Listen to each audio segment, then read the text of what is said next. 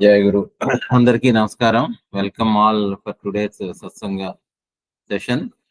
Okay, today మనం రోజు ఇప్పటి వరకు భగవద్గీత గురించి ఒకటి రెండు క్లాసులు భాగవతం గురించి కూడా చెప్పుకొని ఉన్నాము.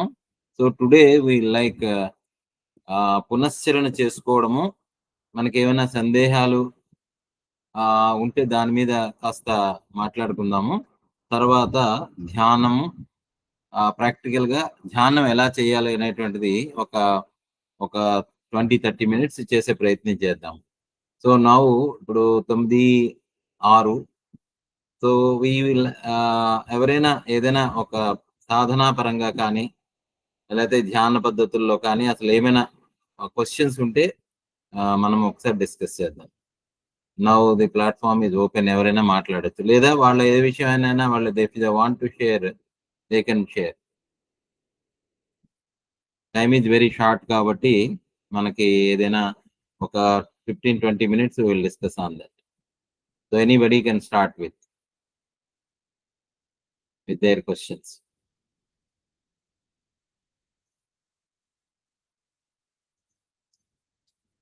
ధ్యానము, పూజ, యోగా ఈ మూడింటికి డిఫరెన్స్ ఏంటి? ఓకే,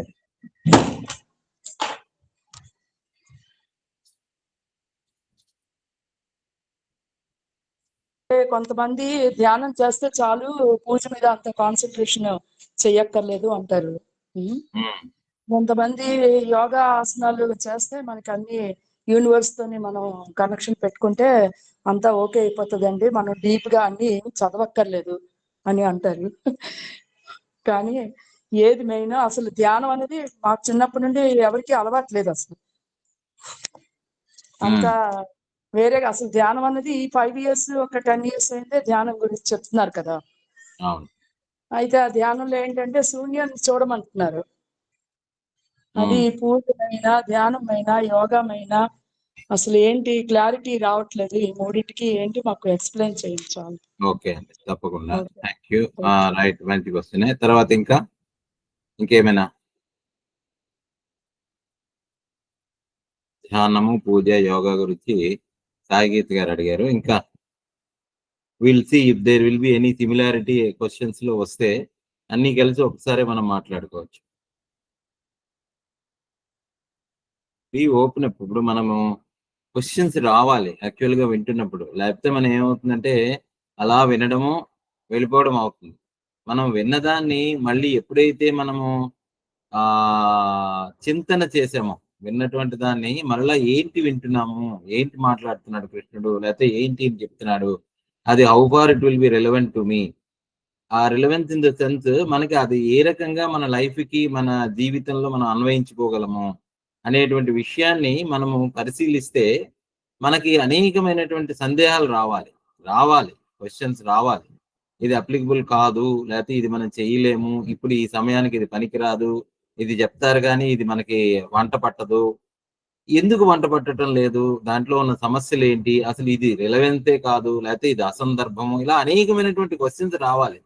లేకపోతే విని ఊరుకోవడం వల్లే ఏం ప్రయోజనం? అందువల్ల క్వశ్చన్స్ రావాలి.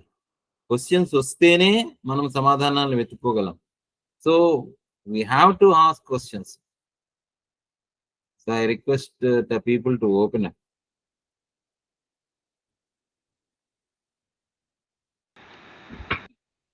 అయ్యా నమస్తే సార్. నమస్తే, చెప్పండి సార్. ఇది చాంటింగ్ చేస్తున్నప్పుడు కంటిన్యూగా చాంటింగ్ చేస్తుంటాం కదా, చేసినప్పుడు ఒక టైంలో మగతలాగా వస్తుంది, అంటే నిద్రలాగా, అంటే ఒక మరింటూ మర్చిపోయినట్టు అయిపోతుంది సార్. నిద్రలాగా వస్తుందేమో అనిపిస్తుంది నాకు. మళ్ళా ఒక సెకండ్ మళ్ళీ మామూలుగానే చాటింగ్ మామూలు కంటిన్యూ చేసుకుంటున్నాను. అట్లా అది వల్ల ఏమైనా నష్టమై ఉందా, అంటే వల్ల ఏమైనా ప్రాబ్లం ఉందా, దాన్ని అవాయిడ్ చేయడం అట్లాగా? Okay okay fine. ఇంకొకటి ఏంటంటే చాంటింగ్ చేసినప్పుడు కూడా ఒకసారి ఈ బయటకు చెప్తాం కదండి, అది మంత్రం కదా ఇది, అదే హరే కృష్ణ. చెప్తున్నప్పుడు అంటే కంటిన్యూగా కాదు, అప్పుడప్పుడు ఈ దవడ నొప్పి పెడుతుంది ఒకసారి. ఏంటి దవడ? ఓకే, దవడ నొప్పి పెడుతుంది. అది అంతే, అదేంటి నాకు problems. Okay okay, no issue, మనం మాట్లాడుకుందాం. ఎనీ డౌట్ సాధనా పరంగా, లేకపోతే భగవద్గీతలోనో, లేకపోతే కృష్ణుడు చేస్తున్నది మనకి చెప్తున్నటువంటిది అసలు మనకి అసలు రిలవెన్స్ కాదనో, లేకపోతే దానివల్ల నాకు ఉపయోగం ఉందనో, అసలు ఏ విధంగా అసలు ఆత్మ అంటే ఏంటి, భగవంతుడు అంటే ఏంటి, ఐదాకులు అడిగారు ఆమె, పూజ అంటే ఏంటి, ధ్యానం అంటే ఏంటి, ఏదో ఒకటి. వినాయక్ కుమార్ గారు సార్ అసలు నాకేంటంటే అసలు జ్ఞానం కనుక వచ్చినట్లయితే 24 గంటలు మెడిటేషన్ లోనే ఉన్నట్టు. జ్ఞానం రాకపోతే సరే దాని పక్కన పెట్టండి. అసలు అంటే మనం 24 గంటలు ఏ పని చేసినా కూడా అసలు ధ్యానంలోనే ఉన్నట్టు. That is my comment. అంతే, దాని మీద ఏమన్నా మాట్లాడితే మాట్లాడండి. ఓకే, జ్ఞానం వస్తే 24 గంటలు మెడిటేషన్ లో ఉన్నట్టే.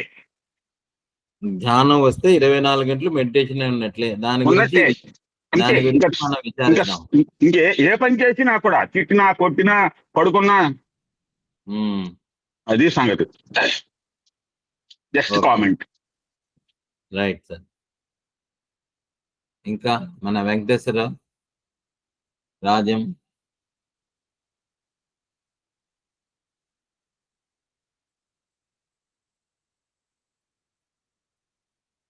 అన్నా ఉన్నావా వెంకటేశ్వరరావు? ఉన్నాను. నమస్తే అన్న. నీకేం సందేహాలు లేవా? ఎప్పుడు ఒక శ్లోకం అయిందంటావు, 2 శ్లోకాలు ఎందుకు నీకు అన్ని శ్లోకాలు? అసలు చెప్పు, నీ ప్రశ్న ఏంటో చెప్పు. శ్లోకం చెప్పినప్పుడు చాలా అద్భుతంగా ఉంటదన్న. అది వింటుంటే చాలా ఆనందంగా ఉంటది. అదే కదా మనిషికి కావాల్సింది, అదే కదా, ఆనందం కావాలన్నారు కదా రాజనాయుడు గారు. మీరు అందరూ చెప్పేదంతా మోక్షం అంటే ఆనందం అన్నారు కదా. ఆనందం అయితే అనిపిస్తుంటది నువ్వు చెప్పినప్పుడల్లా, తన్మయత్వం వస్తుంటది. ఏం చెప్తున్నావు, ఎక్కడి నుంచి చెప్తున్నావు అనేది ఆలోచిస్తుంటే, ఏ పుస్తకాలు చదువుతున్నావు ఏంటో అనేది, మరి ఎక్కడెక్కడ చదువుతున్నావో మరి నాకు అర్థం అవట్లేదు. ఈల ప్రభుపాదులు గారు రాసిన పుస్తకంలో మాత్రం కొంచెం చాలా చిన్నగా ఉంటది. అది మీ అన్నగారు చెప్తారు, విజయ్ కుమార్ గారు. అది ఆ పుస్తకంలో చెప్పట్లే. నువ్వు ఎక్కడెక్కడి నుంచి చెప్తున్నావో, ఏ పుస్తకాలు చదువుతున్నావో ఏదో మాకు తెలియట్లేదు. తర్వాత అసలు మనిషికి మరణం ఉందా? నాకు వస్తుంది అదే. మనిషికి మరణం అనేది ఉన్నదా?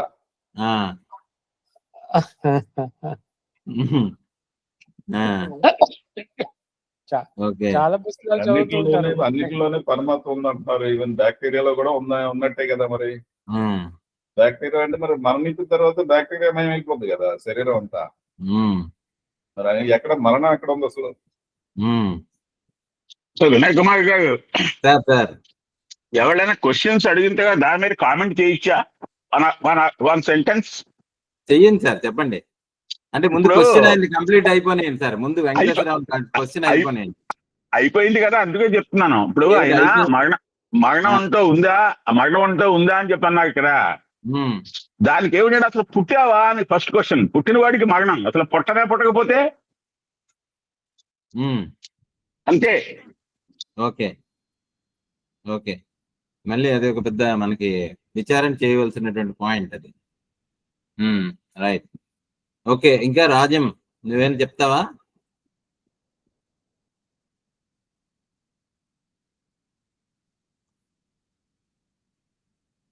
గారు అడిగిన క్వశ్చన్ లోనే 24/7 మెడిటేషన్ లో ఉండడం అంటే 24/7 ఆనందంగా ఉండడమా లేకపోతే ఏంటని ఆయన అడిగిన క్వశ్చన్ లోనే చేంజ్ అడగొచ్చు కదా అని అన్నారు కాబట్టి అడిగాను. ఓకే, సరే. Okay, we'll start and we'll start try to understand the various questions and మనం దాన్ని ఒకసారి పరిశీలిద్దాము. అంటే ఇప్పుడు ఈ క్వశ్చన్స్ మన విచారణకు ఒక పునాది అవుతున్నది. It is starting point. ఇప్పుడు సాయిగీత గారు అడిగారు, ధ్యానము, పూజ, యోగా ఏమిటి భేదము అనేటువంటిది.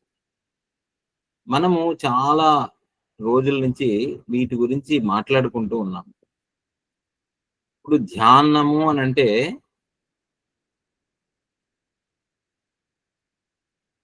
మళ్ళీ ఇప్పుడు మెడిటేషన్ అని చెప్పామనుకోండి, ఇంకా పిల్లి అంటే మార్జాలం అని చెప్పినట్టు.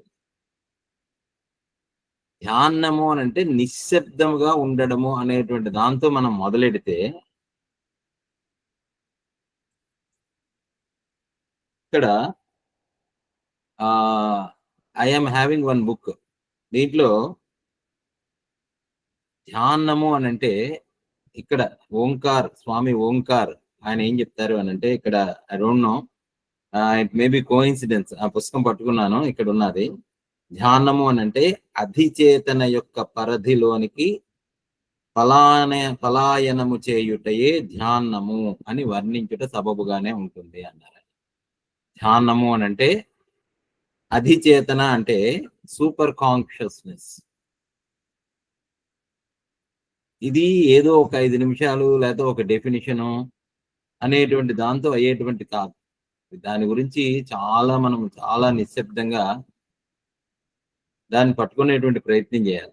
ఏం చెప్తున్నారు అని అంటే, ఎందుకు మనము ఇందాక కూడా రాజం అది అనుకున్నప్పుడు అన్నాను, ఒక మహానుభావులు కొన్ని వాళ్ళ ఎక్స్పీరియన్సెస్ తో, వాళ్ళ అనుభవాలతో కొన్ని మాటలు చెప్తారు. అవి వాళ్ళ తాలూకా అనుభవపు లోతుల్లోంచి, వాళ్ళ ఎక్స్పీరియన్సెస్ లోంచి వచ్చినటువంటి మాటలు. ఇప్పుడు మనం నార్మల్ గా మాట్లాడతాం, మనం మాట్లాడేటువంటి మాటలు పైన ఉంటాయి, అవి ఆ హృదయపు లోతులు తాకవు. కానీ మహానుభావులు మాట్లాడినటువంటి మాటలు, ఉదాహరణకి భగవద్గీతలో కృష్ణుడు చెప్తున్నటువంటి మాటలు కానీ, ఉపనిషత్తుల్లో మహాత్ములు చెప్తున్నటువంటి మాటలు కానీ, లేకపోతే కొంతమంది మహాత్ములు, ఇప్పుడు రమణ మహర్షి వారి మాటలు కానీ, వాళ్ళ మాటలు కానీ మనం వింటే చాలా సూటిగా, చాలా గాఢంగా మనని ఆలోచింపచేస్తాయి. ఇందాకలా మన సాయి గీత గారు అడిగారు, ధ్యానము అంటే ఏమిటి అంటే, ధ్యానము అని అంటే ఏం చెప్తున్నారంటే అధిచేతన యొక్క పరిధిలోనికి పలాయనము చేయుట అంటే ప్రవేశించుట ఏ ధ్యానము. ఏంటి అధిచేతన పరిధిలోకి ప్రవేశించడము? అధిచేతన అంటే మనం అనుకున్నాం సూపర్ కాన్షియస్నెస్ అని. మనకి ఒక కాన్షియస్నెస్ తోనే ఇబ్బందిగా ఉంది. ఇంకా super conscious, cosmic conscious, sub conscious, unconscious, ఇలాంటి పదాలన్నీ మనం వాడుతూ ఉంటాం. ఇవన్నీ కూడా మనం చాలా సర్వసాధారణంగా మాట్లాడుతూ ఉంటాం. వాటి గురించి ఏమీ తెలుసుకోకుండానే మనం మాట్లాడతాం.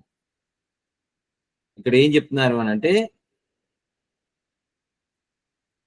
సూపర్ కాన్షియస్ పరిధిలోనికి పలాయనము చేయుట, ప్రవేశించుట అంటే ఇంకొంచెము దాన్ని కానీ పరిశీలిస్తే, ఇప్పుడు మనకి ప్రపంచము లేదా జగత్తు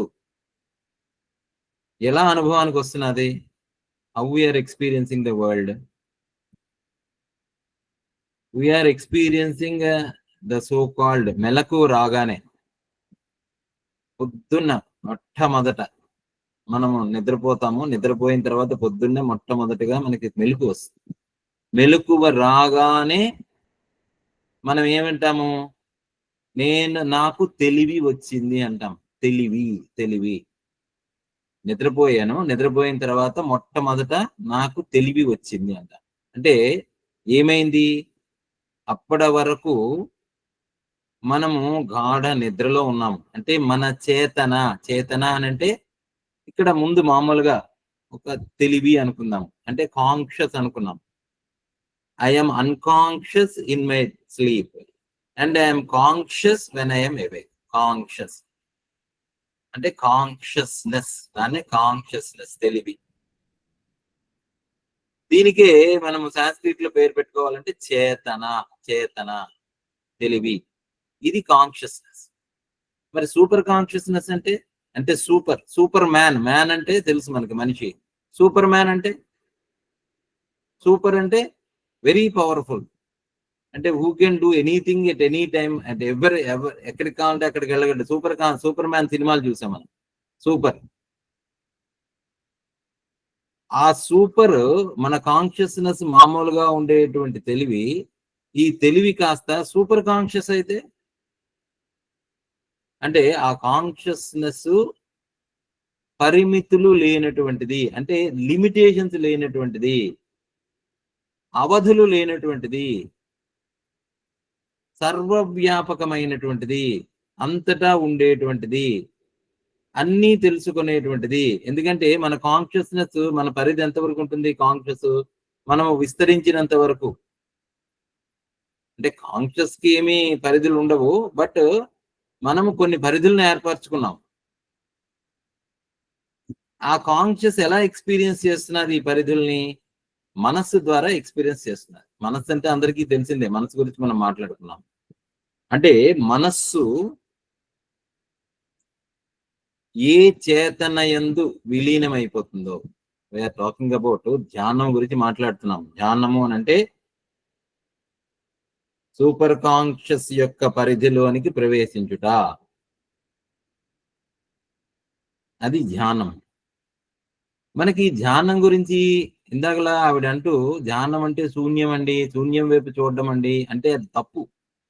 అవగాహన లేనటువంటిది, ధ్యానం గురించి తెలుసుకోనటువంటిది, లేకపోతే దాని గురించి అర్థం కానటువంటి వాళ్ళు చెప్పేటువంటి పదం అది. ఇక్కడ మనం ఏమనుకున్నామనంటే, ఎప్పుడైతే ఈ మెలకువ వచ్చిందో, ఈ మెలకువ రాగానే మనకి ఈ అనుభవానికి వస్తున్నటువంటి ప్రపంచం అంతా కూడా మనస్సులోనే తెలుస్తూ ఉంటుంది, మనస్సుతోనే తెలుస్తూ ఉంటుంది. ఈ మనస్సులో ఎలా తెలుస్తుందండి అంటే, మనస్సుకు ఒక 10 ఇన్స్ట్రుమెంట్స్ ఉన్నాయి. మనసుకి ఒక 5 జ్ఞానేంద్రియములు, 5 కర్మేంద్రియాలు, ఒక పనిముట్లు ఉన్నాయి. ఈ పనిముట్ల ద్వారా కన్ను చూడడం, చెవి వినడం, నాలుక మాట్లాడడం, లేకపోతే స్పర్శ జ్ఞానం రావడం, నాలుక రుచి చూడడం అనేటువంటి ఇంద్రియ పరిజ్ఞానం ద్వారా మనసు ఏ విషయాలనైతే గ్రహిస్తుందో ఆ విషయాలు మనస్సు తెలుసుకొని, ఈ మనస్సు తెలుసుకోవడం అనేటువంటిది ఆ చేతన తాలూకా అప్పు శక్తి, ఆ కాన్షియస్ తాలూకా శక్తి అప్పు ఇవ్వడం వల్ల మనసు పనిచేస్తూ ఉంటుంది.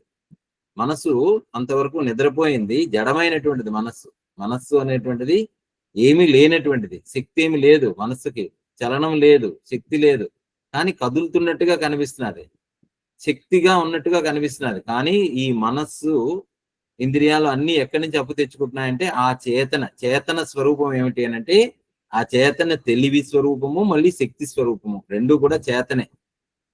ఆ చేతన కాన్షియస్నెస్ అనేటువంటిది ఏమిటి అని అంటే, అది తెలివి మళ్ళీ శక్తి, రెండు కూడా. ఆ రెండిటి తాలూకా ప్రతిఫలనము మనస్సులో జరగడం వల్ల ఆ మనస్సుకి ఆ శక్తి వచ్చినట్టుగా అయిపోయి, ఆ శక్తి ద్వారా వినే శక్తి. అందుకనే కన్నుకి కన్ను ఎవరు, మాట్లాడడానికి మాట్లాడేటువంటి వాడు ఎవడు, ఆ ఘ్రాణ చేసే వాసన చూసేటువంటి వాడికి వాసన చూసేటువంటి శక్తి ఎవరు అని ఇలాగా ఉపనిషత్తు మాట్లాడుతుంది. చక్షుస్య చక్షు, శ్రోత్రస్య శ్రోత్రం, ఇలాగనమాట. సో ఇన్ని శక్తులకి మూలమైనటువంటి ఆ చైతన్యము మనసులో ప్రతిబింబించడం వల్ల మనము ఎక్స్పీరియన్స్ చేస్తున్నాం.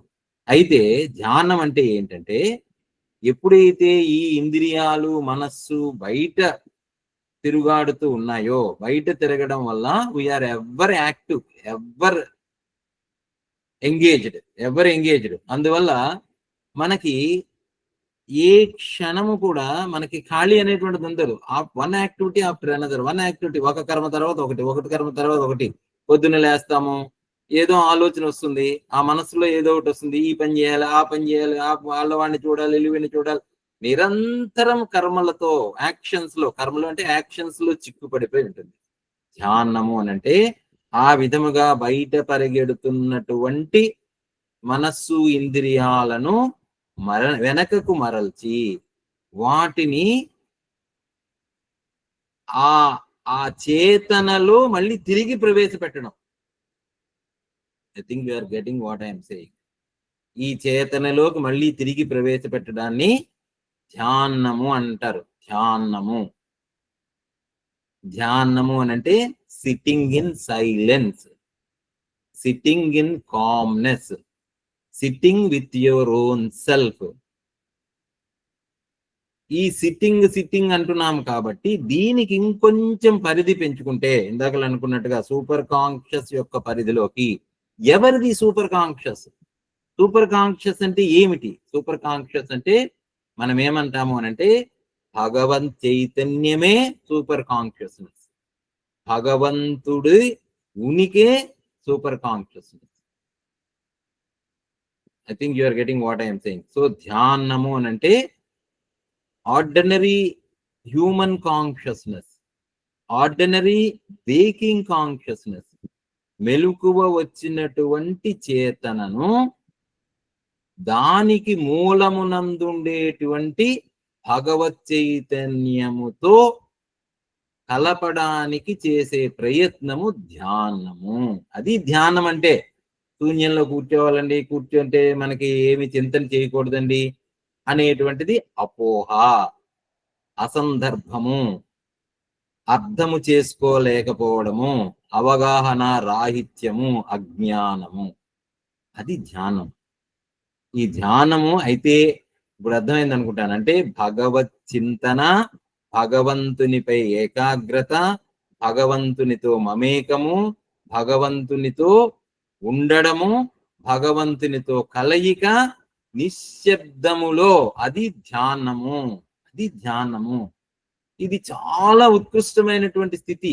చాలా nobody can do that unless you are determined to do that. మీరు నేను పొందవలసింది, పొందాలనుకున్నటువంటిది ఇంతకంటే నాకు ఉత్కృష్టమైనటువంటి పని లేదు. ఇది నా జీవనోద్ధరణకు ఉపయోగపడుతుంది. ఇది అన్ని దుఃఖాల నుంచి నాకు విముక్తినిస్తుంది అని ఎప్పుడైతే మనము నిశ్చయించుకుంటామో, యోగో యోక్తవ్యో అనిర్వణ్య చేతస అన్నారు.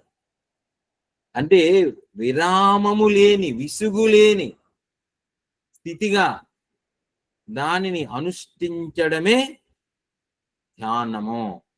అయితే ఈ ధ్యానం అంత సులువుగా వంట పట్టదు. ఎందుకంటే వెలుగు వచ్చింది బదులు మీ మనస్సు నిలవదు, మీ మనస్సు పరిగెడుతూనే ఉంటుంది. అందుకంటే అలవాటు చేసాం. మనకి చికాగ్గా ఉంటుంది. బోరు కొడితే ఏం చేస్తాం? కప్పు కాఫీ తాగుతాం, లేకపోతే పేపర్ చదువుతాం, లేకపోతే బయట వాకింగ్కి వెళ్ళిపోతాం, లేకపోతే ఏదో కర్మలో చిక్కుకుంటాం, లేకపోతే కూరలు తెచ్చుకుంటాం బజార్కి వెళ్ళి, లేకపోతే ఫోన్ చేసి మాట్లాడతాము, లేకపోతే ఎవరితోనే పిల్లల్ని స్కూల్కి తీసుకెళ్తాం. Always we engage in activity instead of sitting in silence. We don't do that. We cannot do that unless you are determined. ఎందుకు ధ్యానము? ఎందుకు ధ్యానము అని అంటే, ఎందుకు తింటారండి అన్నం? మీరు అన్నం ఎందుకు తినాలి? ఆకలి వేస్తున్నారు కాబట్టి అన్నం తింటారు. ఎందుకు డబ్బు సంపాదించాలండి? సుఖములు కాబట్టి డబ్బు సంపాదిస్తారు. ఎందుకు చదువుకుంటున్నారండి? అంటే ఏదో జ్ఞానం పెంపొందించుకొని చదువుకుంటున్నారు. మనం చేసేటువంటి పనులన్నిటికీ మూలమునందు ఏదో ఒక దాంతో మనం లింక్ అవుతున్నాం. ఇది ధ్యానము అంటే నిన్ను నువ్వు తెలుసుకోవడమే భగవంతుణ్ణి తెలుసుకోవడం. కాబట్టి నిన్ను నువ్వు తెలుసుకోవడం అనేటువంటిది నీకు దట్ ఈస్ ద మ్యాండేటరీ. అంటే అంతకు మించినటువంటి పని లేదు. కానీ అది ఏమిటో తెలియకపోవడం వల్ల మనము భటక్తా అంటాం. అంటే తిరుగాడుతూ ఉంటాం అన్నమాట. Like a wayward children, wandering children. అంటే దారి తప్పిపోయినటువంటి కొడుకు, దారి తప్పిపోయినటువంటి పిల్లలు, వాడు ఎలా తిరుగుతూ ఉంటాడు? నాన్న నాన్న నాన్న, అమ్మ నాన్న అని తిరుగుతూ ఉంటాడు. ఎక్కడో తిరుగుతూ ఉంటాడు. వాడికి ఏమీ గమ్యం లేదు. గమ్యం లేకుండా like he will be wandering. Similarly మనం ఈ ప్రపంచంలో మనకి గమ్యం ఏమిటో తెలియదు, మనం ఏమిటో తెలియదు, మన లక్ష్యం ఏమిటో తెలియదు, భగవత్ చింతన లేదు, భగవంతుడు అంటే ఏంటో తెలియదు, నేను ఎందుకు పుట్టానో తెలియదు, అసలు పుడుతున్నానో లేదో తెలియదు, ఈ పుట్టేవాడు ఎవడో తెలియదు, చనిపోయేవాడు ఎవడో తెలియదు. ఈ అజ్ఞానం వల్ల మనము ధ్యానమునందు నిలబడి ఉండటం లేదు. That is what dhyana is. I think we are getting all the answers of all the questions. ఇప్పుడు ఇంకోటి అడిగారు ఆమె, పూజ యోగము అడిగారు. అంటే ధ్యానమునకు నిలకడ దొరకాలి అని అంటే యోగము కుదరాలి. యోగము అని అంటే కలయిక. యోగము అని అంటే దీనికి చాలా ప్రాముఖ్యమైనటువంటిది ఉంది. యోగము అని అంటే రాజయోగమే అంత యోగం. Yoga it's a comprehensive treatise. రాజయోగము, ఉత్కృష్టమైనటువంటిది యోగము. దీన్నే అష్టాంగ యోగా విధానము అన్నారు. అష్టాంగము 8 స్టెప్ పాత్. యోగా తాలూకా లక్ష్యం ఏమిటి అని అంటే, యోగము అని అంటే కలయిక. దేంతో కలయాలి? ఇందాకలు అనుకున్నట్టుగా నేను మెలకువ రాగానే ముందు మనస్సుగా ఉంటాను, ముందు దేహంగా ఉంటాను, దేహంతోనే నిలబిస్తూ ఉంటాను, దేహం కోసమే జీవిస్తూ ఉంటాను. దేహం బాగుంటే నేను బాగున్నాను, దేహంలో సౌఖ్యం ఉంటే నేను సుఖంగా ఉన్నాను, దేహంలో బాధ ఉంటే నేను బాధలతో ఉన్నాను. దేంతో కాలు విరిగినా లేకపోతే అనారోగ్యం వచ్చినా దేహంతోనే ఐడెంటిఫై అవుతూ ఉంటాం. అది కొన్ని జన్మలు కొనొస్తూ ఉంటుంది అలా కొన్ని. సో ఈ దేహము కాదు ఎవరో చెప్తారు నీకు, ఎందుకంటే నువ్వు దేహం కంటే వేరుగా ఉన్నావు అని. అంటే వేరుగా ఎలా ఉన్నావు అంటే మనస్సుగానే ఉంటావు. అలా కొన్ని జన్మలు నడుస్తుంది. అంటే మనస్సులో సుఖం వచ్చినా నేను సుఖపడుతూ ఉంటాను, మనసులో దుఃఖం వచ్చినా నేను కలతపడుతూ ఉంటాను, మనసులో ఏ రకమైనటువంటి వికారాలు వచ్చినా దాంతోనే ఐడెంటిఫై అవుతాను. అలాగా మనస్సుతో మమేకం అయిపోయి కొన్ని జన్మలు నడిచిపోతాయి. ఇందాక మనం అనుకున్నట్టుగా ఎప్పుడైతే ఈ సూపర్ కాన్షియస్నెస్ లోకి మనం వెళ్దామని మనస్సును కూడా దాంట్లోకి విలీనం చేయడానికి చేసేటువంటి ప్రయత్నం మొదలవుతుందో అప్పుడు యోగం మొదలవుతుంది. అప్పుడు యోగ సాధన అనేటువంటిది మొదలవుతుంది. సాధన అనంటే మనం చేసేటువంటి ఒక పరిశ్రమ. ఇప్పుడు సాధన చిన్నప్పుడు ఆలు దిగ్గకుండా ఆలు రాలే, ఏబిసిడీలు నేర్పకుండా రాలే, మాటలు నేర్పకుండా రాలే, నడుస్తూ నడక నేర్చుకున్నట్టుగా, పడిపోతూ లేచి నిలబడినట్టుగా, ఈదుతూ ఈత నేర్చుకున్నట్టుగా, డ్రైవింగ్ చేస్తూ కార్ డ్రైవింగ్ నేర్చుకున్నట్టుగా ఈ యోగమును అనుష్ఠిస్తూ యోగములో స్థిరపడతాడు. యోగము అని అంటే 3-4 డెఫినిషన్స్ ఉన్నాయి. అది భగవద్గీతలో చెప్పినటువంటి డెఫినిషన్స్ అంటే యోగ కర్మసు కౌశలం, అంటే నీ కర్మలను కుశలముగా చేయడము, అంటే సులువుగా చేయడము, దాని యందు క్లిష్టత లేకుండా, చికాకు పడిపోకుండా, గాబరా పడకుండా కాముగా కర్మల్ని చేయడం వస్తే యోగము నువ్వు ఆచరిస్తున్నట్టు. యోగ కర్మసు కౌశలం. యోగము అంటే కర్మసు కౌశలం. రెండోది ఇంకొంచెం డెఫినిషన్, ఇంకొంచెం ముందుకెళ్తే కృష్ణుడు ఏం చెప్పాడంటే యోగ సమత్వం యోగ ఉచ్యతే. సమత్వం, సమబుద్ధి. సమత్వము అనంటే అన్నిటినీ ఏకభావంగా చూడడం, అన్నిటి యందు కూడా రాగద్వేషాలు. అంటే సమత్వము అని అంటే ద్వంద్వములకు అతీతంగా చూడడం. మనం చూస్తే ఇక్కడ డ్యూయాలిటీ ఉంది. అంటే ఇప్పుడు సుఖం ఉంటే పక్కనే దుఃఖం ఉంది, పొద్దున్నే పగలైతే రాత్రి చీకటి ఉంటుంది, ఇప్పుడు ఇంకో చోట వేడి ఉంటే వెంటనే చల్లనిది ఉంటుంది, ఇక్కడ నిన్ను ఎవరో పొగిడేవాడు ఉంటే పక్కనే తిట్టేవాడు ఉంటాడు, ఎవడో వాడు చాలా గొప్పవాడు అంటే వెనకనే నిన్ను కాలు జార్చేవాడు ఉంటాడు. ఇవన్నీ కూడా అంటే ఈ సహజమైనటువంటి జగత్తు తాలూకా మన ఇంటరాక్షన్సే ద్వంద్వములు. ఈ ద్వంద్వములను సమభావంతో చూడడమే యోగము. అంటే they are all passing phases. I'm not that, I'm not the body, I'm not the mind. These are the oscillations that is happening in the consciousness. So I am that consciousness which is only independent of all these things. I am just a sakshi to my consciousness. I am sakshi to that, even that changes that are happening in the chetana consciousness lo kadalikalaki సాక్షిగా ఉండిపోవడమే యోగము. యోగమే 8 limbs అన్నట్టు. అంటే యమ, నియమ, ఆసన, ప్రాణాయామ, ప్రత్యాహార, ధారణ, ధ్యాన. అంటే ధ్యానం అనేటువంటిది 7th step of this yoga, comprehensive yoga. రాజవిద్య, రాజగుహ్య యోగంలో చెప్తాడు కృష్ణుడు, ఇది రాజవిద్య, ఇదం గుహ్యతమం శాస్త్రం, ఇదముత్తం మయానగా అంటాడు. ఇది గుహ్యతమం అంటే చాలా రహస్యమైనటువంటి సూక్ష్మమైనటువంటిది. It is very complex to understand. Complex in the sense because of your complexity of your living, you are making it complex. It is not that much complex because you cannot understand. If simple truths cannot be understand, then మనం ఎప్పుడు కూడా సూర్యుడు తూర్పున ఉదయిస్తాడు అనేటువంటిదే మన concept. సూర్యుడు ఉదయించట్లేదు అని అంటే how can you understand? సూర్యుడికి ఉదయము లేదు, అస్తమానము లేదు అంటే దానికి కొంత సైన్స్ తెలియాలి. అలాగే యోగం అర్థం అవ్వాలి అని అంటే కొంత అవగాహన రావాలి. జీవించడము, జీవన విధానము, అది యోగం. అయితే ఈ యోగం అంత త్వరగా వంట పట్టదు. యోగము అని అంటే లోకంలో ఉండేటువంటి నానుడు ఏంటంటే ఆసనాలు వేయడము, ప్రాణాయామం చేయడం, అక్కడ వరకు వచ్చారు. ప్రత్యాహారము, withdrawal of senses, we don't understand. Withdrawal we don't understand. యమ నియమాలు అసలు మనకు అలవే కాదు. అంటే సర్టెన్ డూస్ అండ్ డోంట్స్, కొన్ని నియమములు పాటించవలసినది, కొంచెం ఆచరించవలసినది, అది లైట్ తీసుకోవాలి. సో ఫస్ట్ స్టెప్ యమ నియమాలు మనకి తెలియదు, ఆసన సిద్ధి లేదు. యమ నియమ ఆసనం అంటే కూర్చోలేము, 1 గంట కింద కూర్చోలేము, ఒక క్షణం మనము కాముగా ఉండలేము, కదలకుండా కూర్చునేటువంటి పరిస్థితి లేదు. సుఖం స్థిరం ఆసనం, స్థిరంగా ఒక చోట కూర్చోలేము, నిశ్శబ్దంగా ఉండలేము. అందువల్ల ఆసన శుద్ధి లేదు, ఆసన సిద్ధి లేదు, యమ నియమాలు పాటించము. But we want to do meditation, ధ్యానం, 7th స్టెప్కి వెళ్ళిపోతాం. ధారణ అంటే కాన్సన్ట్రేషన్. ప్రత్యాహారం మాట అసలే పట్టించుకోము. ఇంకా ధ్యానం ఎక్కడ వంట పడుతుందండి? సో అందువల్ల అది యోగా అంటే ఇట్స్ కాంప్లెక్స్. ఈ రెండిటికి మధ్యని అంటే ఇంకా యోగంలోకి ప్రవేశించలేదు, ధ్యానం అంటే అర్థం కాలేదు. అందుకని మన ఋషులు వాళ్ళు ఏం చేశారంటే పూజ అనేటువంటి విధానాన్ని ప్రవేశపెట్టారు. పూజ అని అంటే సమర్పణ భావము, పూజ అని అంటే శ్రద్ధ, పూజ అని అంటే ఒక రకమైన శరణాగతి. పూజ ఆయన పూజనీయుడండి అంట. మనం పూజ ఎవరికి చేస్తాము? భగవంతుడికి చేస్తాం. కానీ ఈ స్టేజ్ లో పూజలో ఇనీషియల్ గా ఏముంటుందంటే నేను ఇక్కడ ఉన్నాను, భగవంతుడు అక్కడ ఉన్నాడు, నాకు అన్నీ ఇచ్చేటువంటిది భగవంతుడు, ఆ భగవంతుడిని నేను ఆరాధించాలి, ఆ భగవంతుడికి నేను ఎల్లప్పుడూ ఎలాగా అంటే చాలా సరెండర్ అయి ఉండాలి, ఆ భగవంతుడికి నేను దాసుడిగా ఉండాలి, ఆ భగవంతుడి పట్ల అంటే దాన్నే ప్రేమగా మనం ఇప్పుడు తల్లి పిల్లలకి సేవ చేస్తుంది కానీ దాసత్వం ఉండదు, అక్కడ ప్రేమే ఉంటుంది. తండ్రి కుటుంబాన్ని పోషిస్తూ ఉంటాడు, భర్తగా పోషిస్తూ ఉంటాడు కుటుంబాన్ని. అక్కడ ఆ ప్రేమ వాళ్ళందరి యందు అనురాగము ఉంటుంది, రాగము ఉండదు. అంటే రకంగా వాళ్ళతో మమేకత్వం ఉంటుంది. అట్ ది సేమ్ టైము వాళ్ళతో ఒక ద్వేష భావన కానీ లేకపోతే ఫలం ఆశించడం అనేటువంటిది ఉండదు.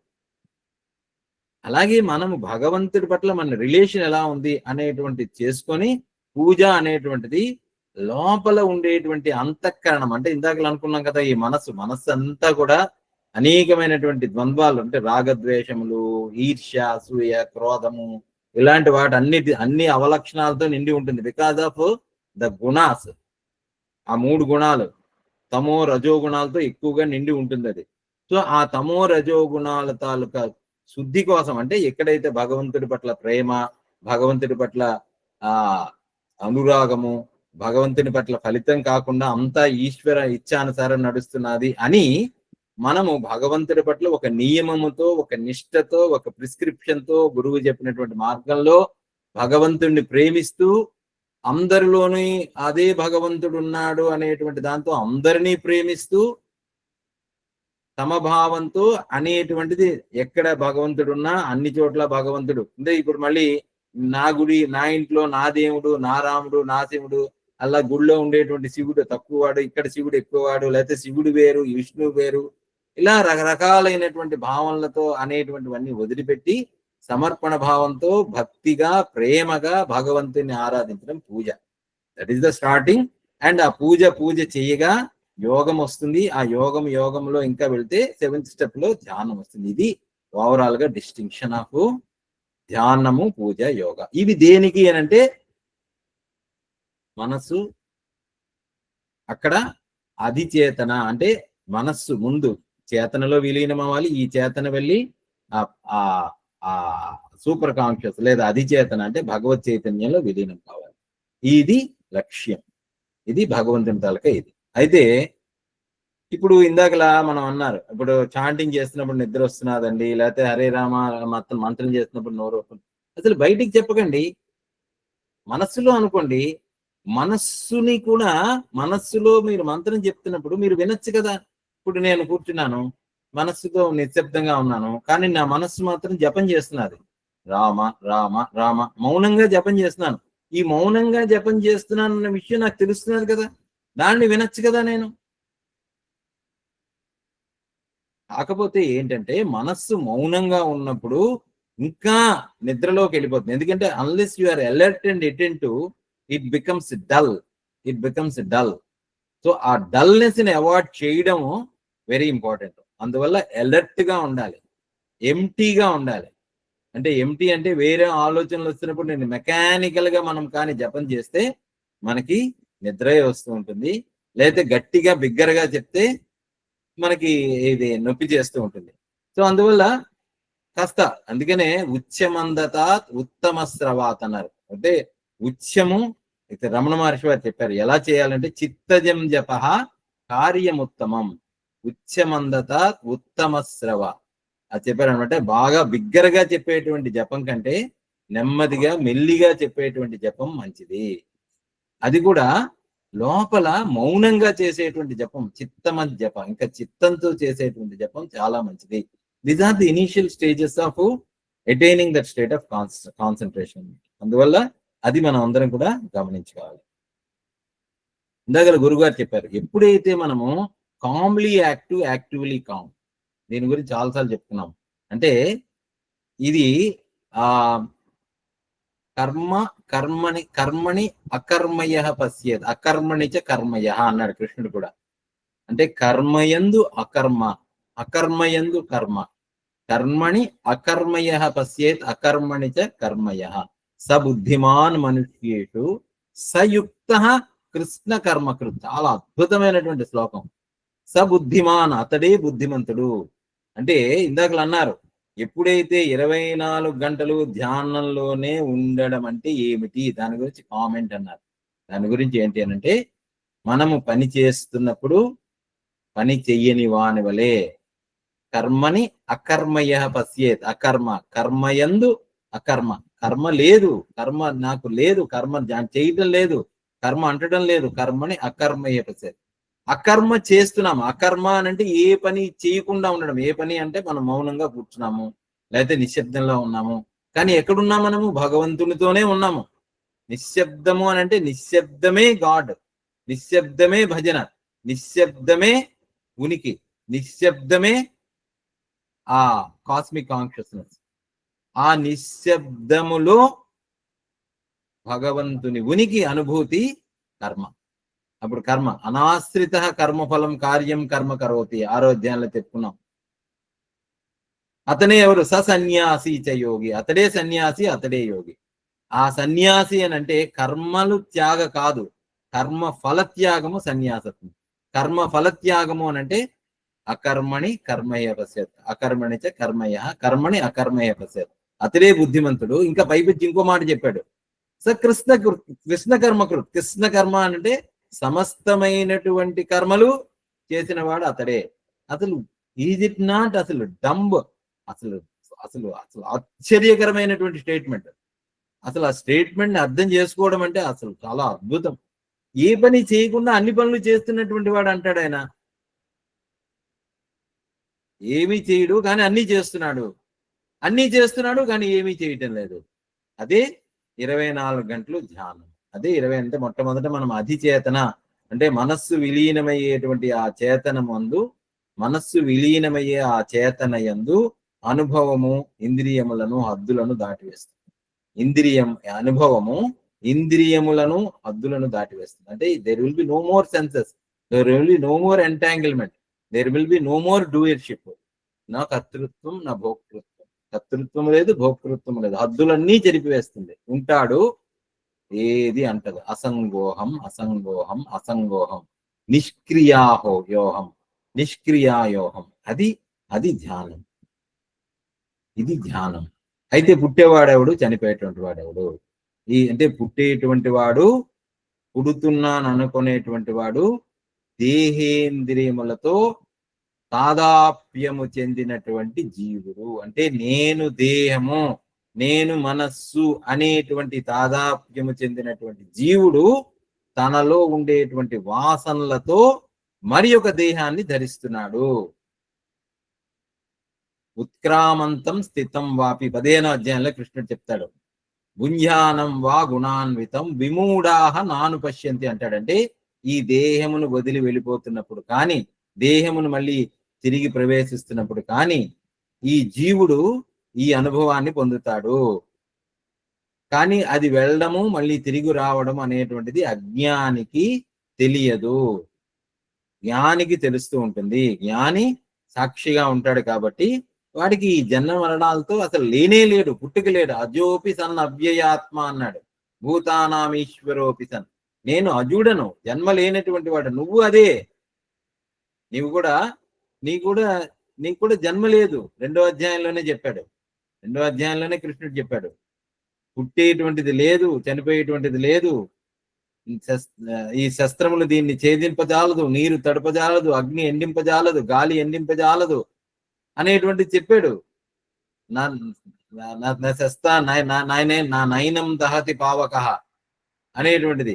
సో ఇది అనేటువంటి చెప్పాడు. అంటే ఈ చనిపోయేటువంటిది అనుకున్నటువంటిది మనస్సుతో కూడినటువంటి ఇంద్రియములతో కూడిని ఐడెంటిఫై అయినటువంటి జీవుడు.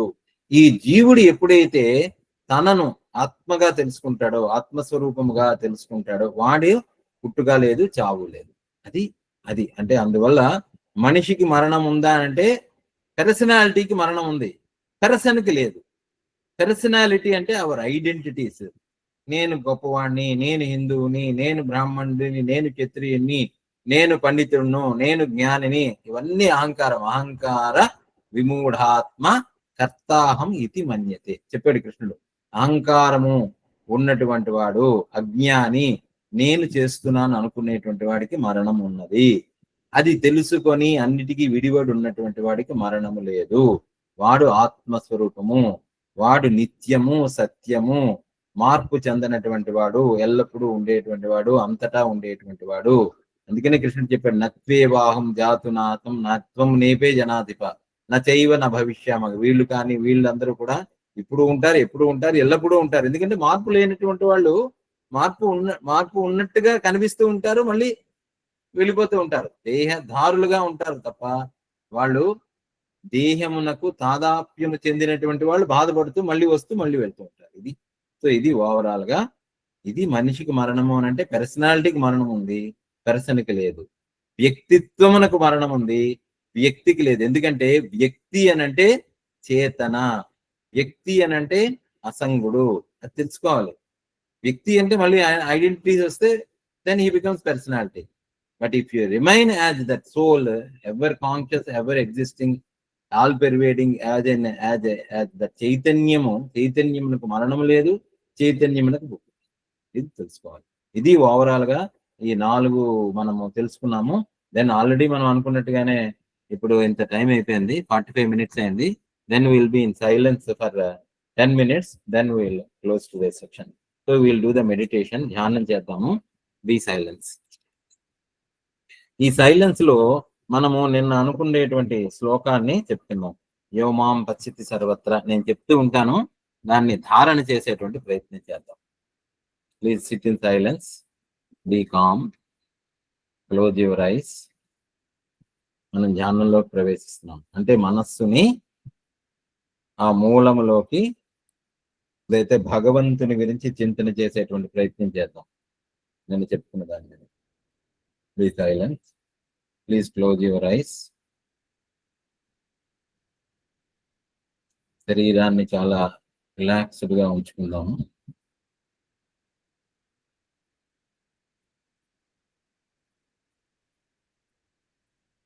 దృష్టిని కనుబొమ్మల మధ్య పెడతాము. అంటే దృష్టిని కనుబొమ్మల మధ్య అంటే మనస్సుని మనము అక్కడ కేంద్రీకరిస్తున్నాం.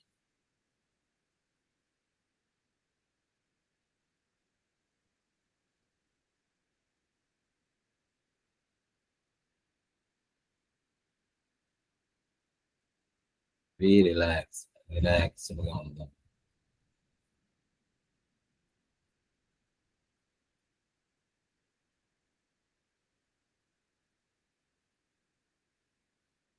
నిశ్శబ్దం.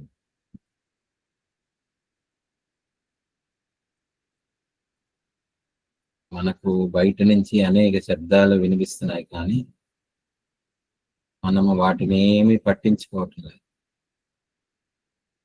నిశ్శబ్దం.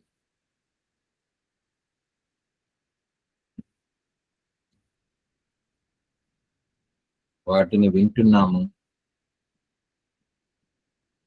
కానీ విన్నదానిని ఉపేక్ష చేస్తున్నాము, పట్టించుకోవటం. లోపలికి ప్రయాణం చేస్తున్నాము.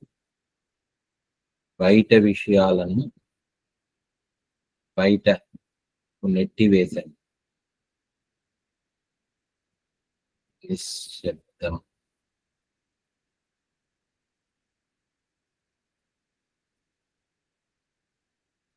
శరీరములో కదలికలున్నాయి, వాటిని శాంతపరచను. కాసేపు దేహాన్ని కూడా నిశ్చలంగా చేసి కదలికలు లేకుండా దానిని కూడా నిశ్శబ్దం చేశాను.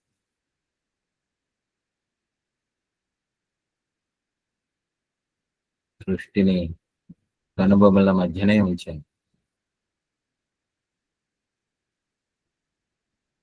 చాలా అటెంటివ్గా, చాలా జాగరూకతగా, వాచ్ఫుల్ గా ఉన్నాను, అలర్ట్ గా ఉన్నాను, పరిశీలిస్తున్నాను.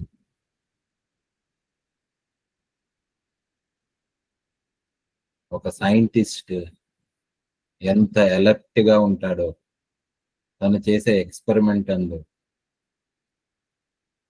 ఎంత అటెంటివ్ గా ఉంటారో అలాగా ఇవాళ మన ధ్యాన స్థితి అందు కూడా అసలు ఏం జరుగుతున్నదో పరిశీలిస్తూ చాలా అటెంటివ్ గా ఉన్నాను.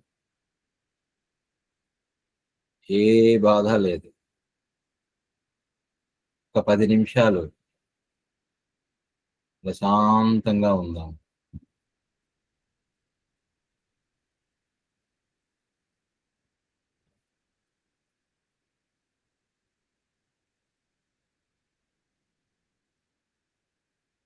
మన శ్వాస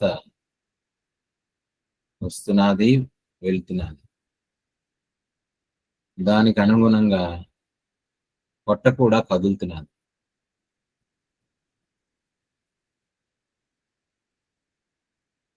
శ్వాస లోపలికి రావడము,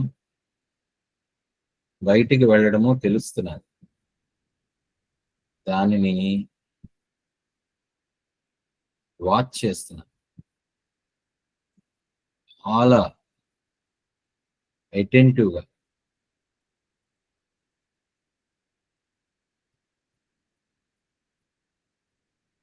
శ్వాస వస్తున్నది, వెళ్తున్నది.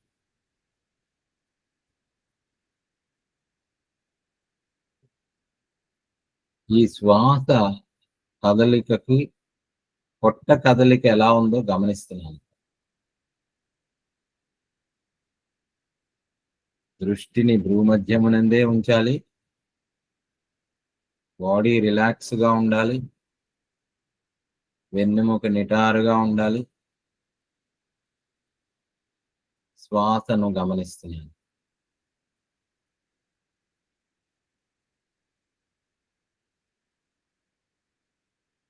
ఈ గమనించడంలో మనస్సు మళ్ళీ ఏదో కల్పితాలు చేసింది. నాకు పొట్ట పెద్దగా ఉందా? చిన్నప్పుడు నా పొట్ట ఎలా ఉండేది? పెద్ద పొట్టగా ఉందా? నా దేహం వెయిట్ఫుల్ గా ఉందా? ఇలా మళ్ళీ మనస్సు అనేక రకాలుగా అటు ఇటు పరిగెడుతున్నది.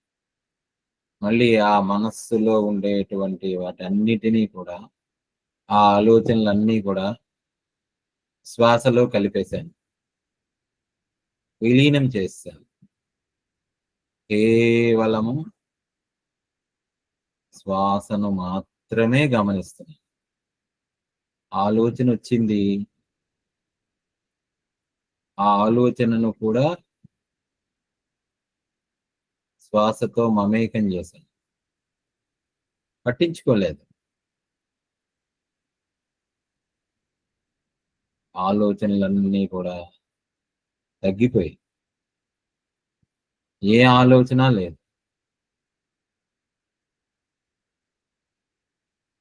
కేవల శ్వాస. శ్వాస వస్తున్నది, శ్వాస వెళ్తున్నది.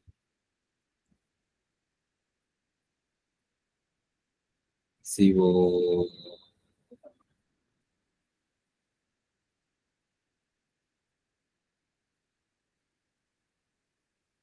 శివో.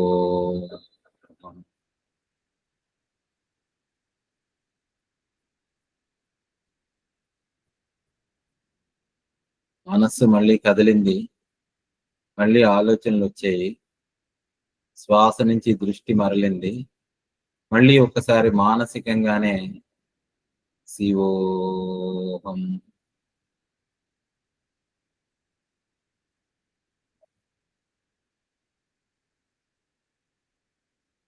బిగుతు లేదు, శరీరమునందు ఎక్కడా కూడా టెన్షన్ లేదు. రిలాక్స్డ్ గా ఉన్నానా లేదో మళ్ళీ చెక్ చేసుకుందాం. దృష్టి మళ్ళీ కిందకి దిగిపోయింది. మళ్ళీ దృష్టిని కనుబొమ్మల మధ్య పెట్టాను. మనస్సుని కూటస్థమునందు కేంద్రీకరించాను. శివోహం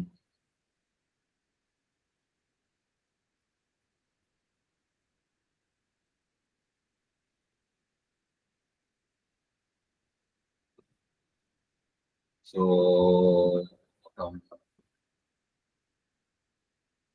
శివోహానికి సోహానికి భేదం లేదు, రెండు ఒకటే. శివోహం.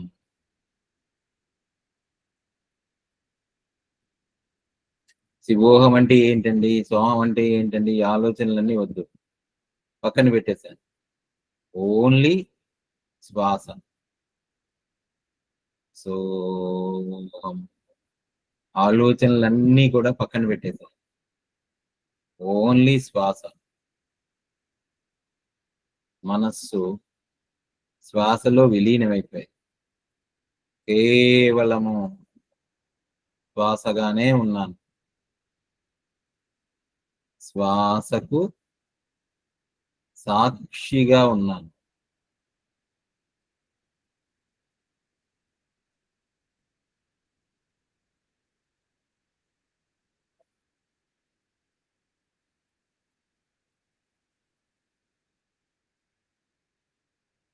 సో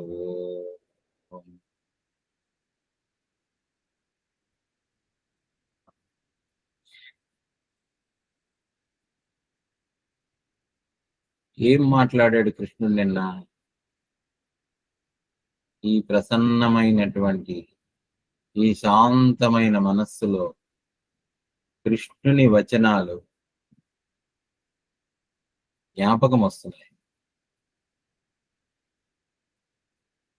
యో మాం పశ్యతి సర్వత్ర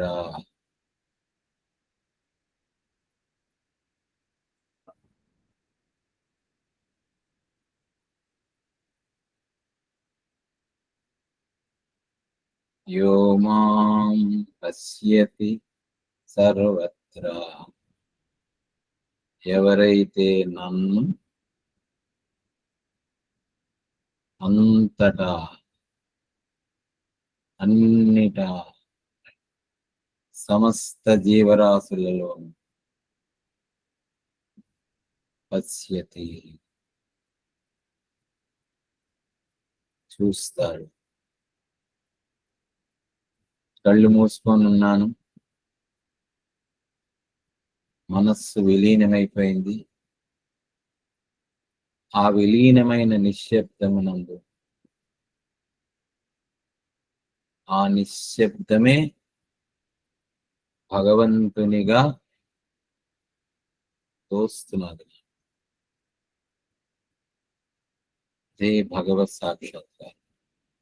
యో మాం పశ్యతి సర్వత్ర. సర్వము ఈశ్వరుడే, శ్వాస ఈశ్వరుడే, శబ్దము ఈశ్వరుడే, కదలిక ఈశ్వరుడే, చేతన ఈశ్వరుడే, తెలివి ఈశ్వరుడే, తెలియుట ఈశ్వరుడే. యో మాం పశ్యతి సర్వత్ర.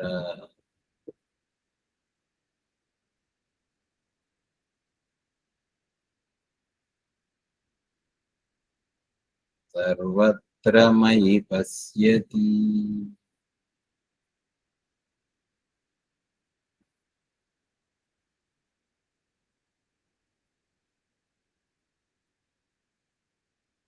సర్వత్ర మయి పశ్యతి. సమస్తము ఈశ్వరుడే. అన్నిటి యందు నన్ను, నన్ను అన్నిటి యందు.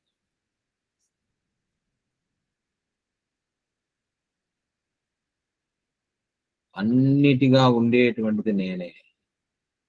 సమస్త విశ్వమును నేనే. సమస్త కదలికయు నేనే. సమస్త తెలివి నేనే. సర్వం చ మయి పశ్యతి. యో మాం పశ్యతి సర్వత్ర సర్వం చ మయి పశ్యతి.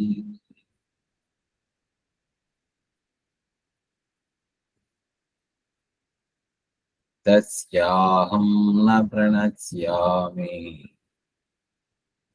తస్య అహం న ప్రణశ్యామి. అతనికి, ఆ యోగ సిద్ధునికి, ఆ యోగ యుక్తునికి, ఏ యోగి ఎవరైతే సమస్తమును నాయందు, సమస్తమును నన్నుగా తెలుసుకొనును, ఆ యోగికి నేను దూరము కాను. తస్యాహం, తస్య అహం న ప్రణశ్యామి. అటువంటి యోగికి నేను దూరం కాను. సచ మేన ప్రణశ్యతి.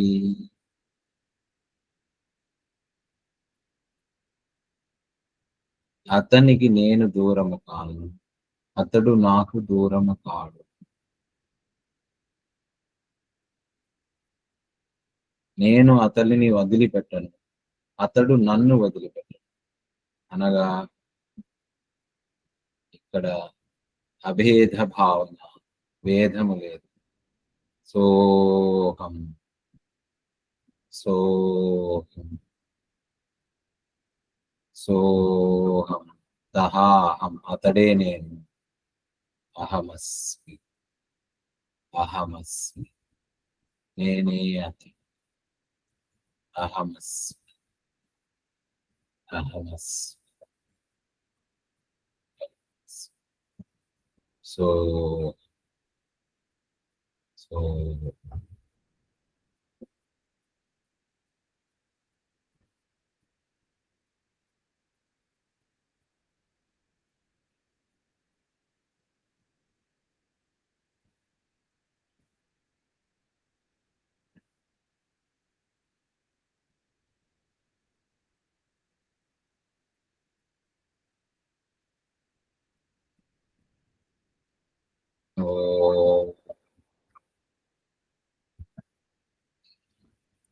పూర్ణమదః పూర్ణమిదం పూర్ణాత్ పూర్ణముదచ్యతే పూర్ణస్య పూర్ణమాదాయ పూర్ణమేవావశిష్యతే.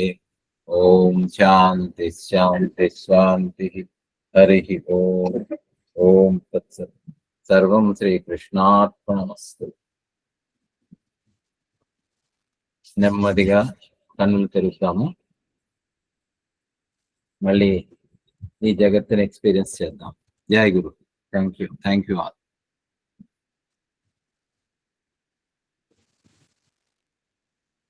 థ్యాంక్ యూ అండి. బాగా చెప్పారు.